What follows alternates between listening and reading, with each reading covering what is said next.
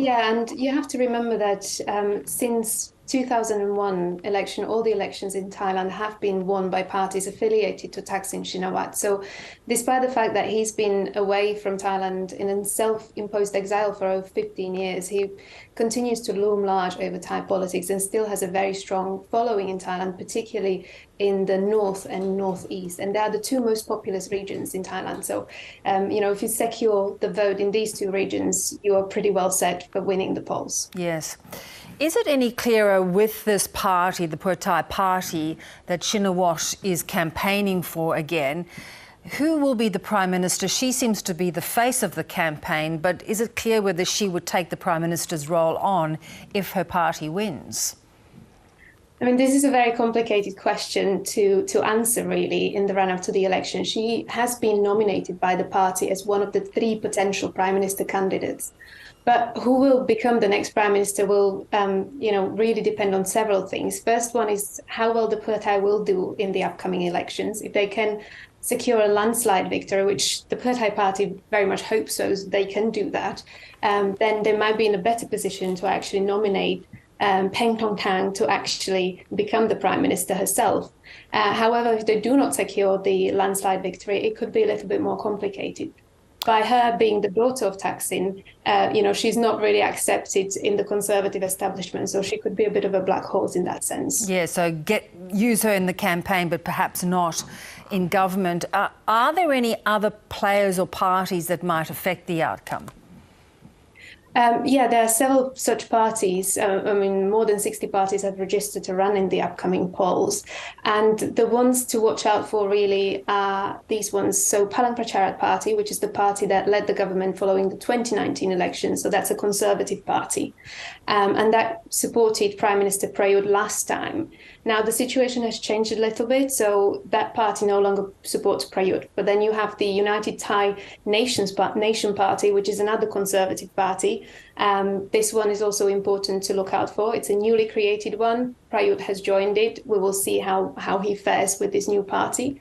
Then obviously you've got Move Forward Party, which is a successor for the Future Forward Party, which took Thailand by storm in 2019, but then was dissolved following the elections.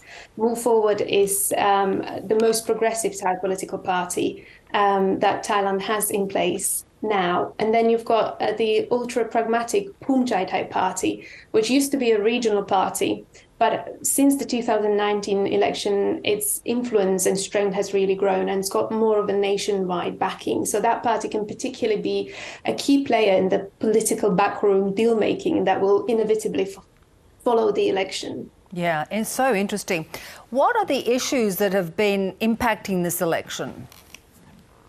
So there are obviously several different issues, but if I was to boil it down to two particularly key issues that a lot of Thai people will be concerned about, the first one is the future direction of Thai politics. So the situation is similar as it was back in 2019. So you've got a deeply polarized electorate. So you've got a conservative political camp, and then you have a more progressive political camp. So if I was to really boil it down, you could really described as a pro-democracy, anti-democracy camp in that sense. So it is about, will Thailand become a more democratic country in the future, or will it continue to reverse back to a more authoritarian state? Now, the second important issue that will be important for many Thai voters is the economy. So probably as many voters in many other countries, Thais have experienced a major economic fallout from the COVID-19 pandemic. And also given Thailand's history of political problems, that has now started to translate into economic slowdown as well. So economic issues have been looming large and have been sort of important, one of the key policy promises or platforms that these parties, different parties across the spectrum have been running on. Yeah. So then when we look at the outcome, and it may be that this Conservative side does not win ultimately at the end of the day, but we know, as we pointed out at the start, 13 coups just in the modern era. There's nothing guaranteed about whoever wins actually being able to form government or in fact serve any full term. Indeed, and it's the same thing that happened back in 2019. Actually, Palang Pracharat Party, which was the main pro-military party back then, did not win the most seats. It was the Pheu Thai that did, but Palang Pracharat was the one that got to form the government. So the same kind of thing could happen this time around, where the Conservative camp will form the next government. It's incredibly difficult to predict the outcome of Thai politics. As I mentioned, there will probably be an intense backroom deal making going on in the aftermath. So what happens afterwards will really depend on who gets to, create the next government, how it will be done, and what happens after, whether any of the deals that will be forged will last and how long for. Yeah. You cannot rule out the possibility of future coups, unfortunately, in Thailand. No, you're right. As you say, there's the sort of battle to set it on a democratic path that never seems to last. Great to have you on. Thanks, Petra. Thank you.